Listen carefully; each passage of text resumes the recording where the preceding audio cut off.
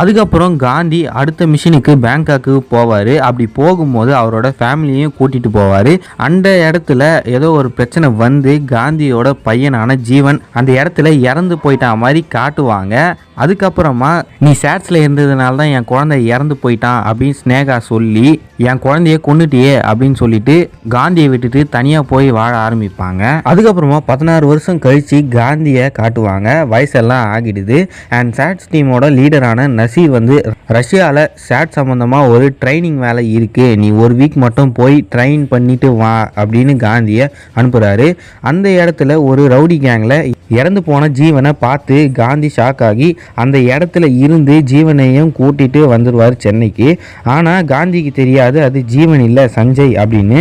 சஞ்சய்னா யாரும் இல்லைங்க, மைக் மோகனோட பையனை ஸ்டார்டிங்லேயே இறந்துருவார். அவரோட பேரை தான் வச்சு கூப்பிடுவார் மைக் மோகன். ஜீவன்யா இந்த மாதிரி தன்னுடைய அப்பாவே